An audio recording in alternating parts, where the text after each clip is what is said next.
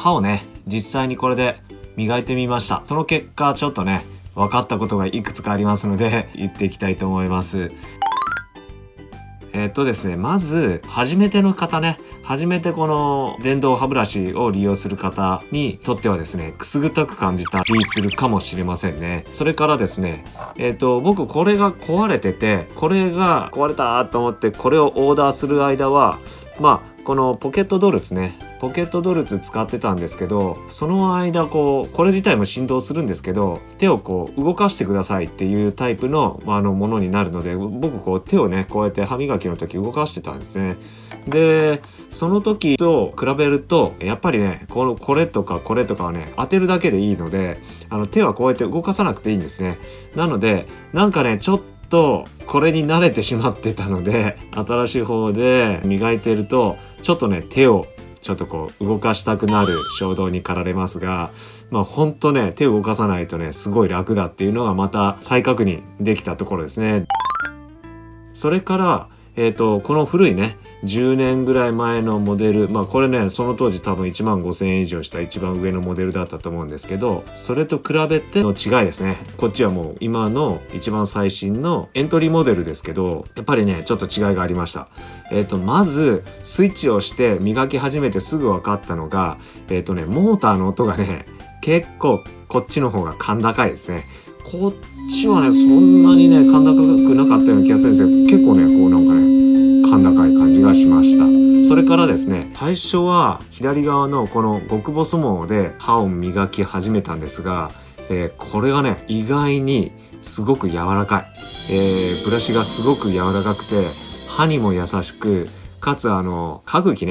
ケアしないといけないなっていうような方でも大丈夫なんじゃないかなと思うぐらい歯茎にも優しそうな感じでした。はい。それからですね、もう一つこれね使っていて思ったのが、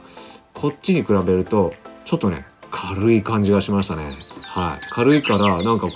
手が疲れないね、そんな感じがしました。それからもう一つはこの歯ブラシのこのヘッドのね横から見たこの厚さが結構細くね、今年からのブラシで薄くなってるので、それからこれ自体がねこのくらいコンパクトになってるせいか、すごくね奥歯がねかなりね磨きやすい、そんな感じがしましたね。それから、次これね実はイオンがね、出るようになってたので、ちょっとこの辺のねパネルはなんか触っとかないといけなかったんですね。で触ることでこうやってここは動かさないですね。動かさないで当てていくような感じになるんですけど、ここがね触っとかなきゃいけない高速がね、今回のやつとかはもうなかったですね。ここをねずっと持っておいてくださいみたいな、後ろのここのがねもうイオンを出すというその流行りではないんでしょうね。何もないエントリーモデルだからっていうのもあるかもしれませんが、そういう高速がなかったので、意外とね手がねいろんなところをねこのね本体部分持っていいんだなっていう感じがあったので、ちょっとねこっちでは気にしなかったんですけど、これを使い始めると後ろ持たなくてよかったので、なんか手がね自由に動かせるなんか束縛から解放されたみたいなね、そんな感じがありました。はい。でそれから最後の方ね、歯磨いてたらこうはしませんがブーっとこうやってね動かしていくんですけど、口の中に少しずつ唾液が溜まってきますよね。皆さんどういう順番でしてるか分かりませんけど、僕ね上の歯を磨いて、後半にね下の歯を磨いていくんですね。そしたら下に溜まってきた唾液がちょっとねあった時に、下の歯を磨いてねグーってしていくと、なんかその唾液がねこの振動で弾かれて、なんかちょっとね口をちょっとつむんだ感じでこうやって当てていかないと外にね飛んでしまいそうなね、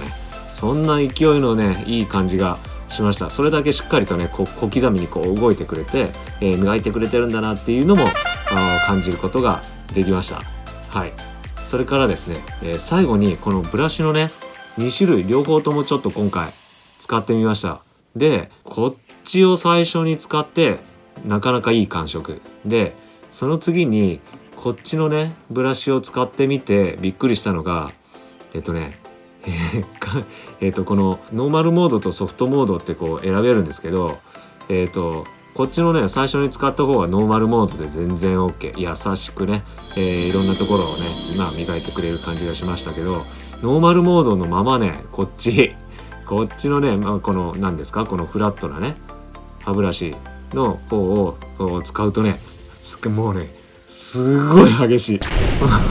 歯がこう揺れる、脳も揺れるかどうか分かりませんけど、歯がねものすごくね揺れるようなね、もうねすごい勢いでした。でなので用途としては歯をね自分の舌でこう触って、ちょっとこの辺ざらついてるなっていうのが、これを磨いた後に感じるような場所があったり、もしくは歯の着色がね気になるような場所、そういうところがあったら、そのところだけピンポイントにこっちの歯ブラシを使ってあげる、そういうね使い方がねこの子にはいいんじゃないかなと思いました。かなりね激しかったので、ちょっとね最初ノーマルモードでやった時ねちょっとびっくりしました。それからもう一つ、そのくらい強いので、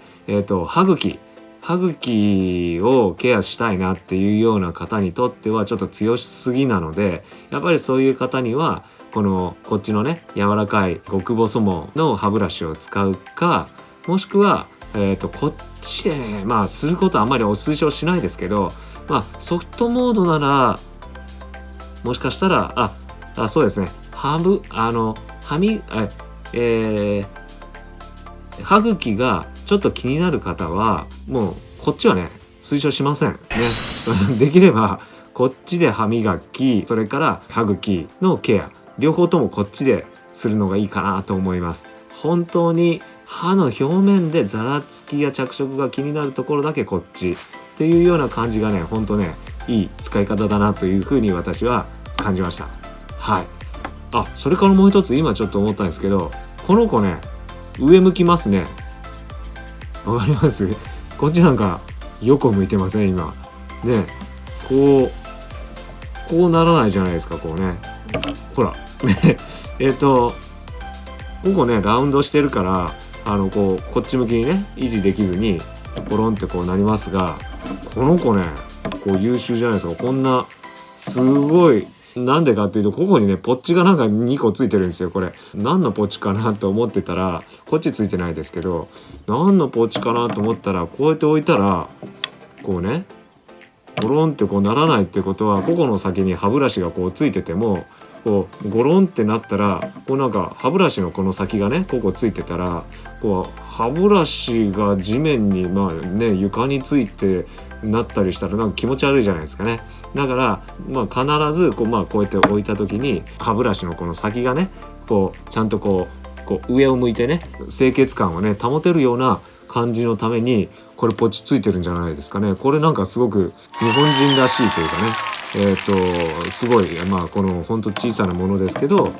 これはねなかなか気配りの効く設計じゃないかなと思いました。はい。それでまとめですけど、ここねエントリーモデルですけど、一世代ではないですね、かなり前の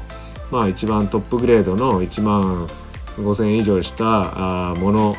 よりも、もうやっぱりねこっちの方がねやっぱだいぶ進化してるなという感じが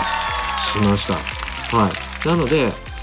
少しね古くなって壊れたりしてるものがもしあったら、新しいのでね買い替えるというのはね本当いい選択じゃないかなと思います。それから今まだねこうやって動かしてる人ね、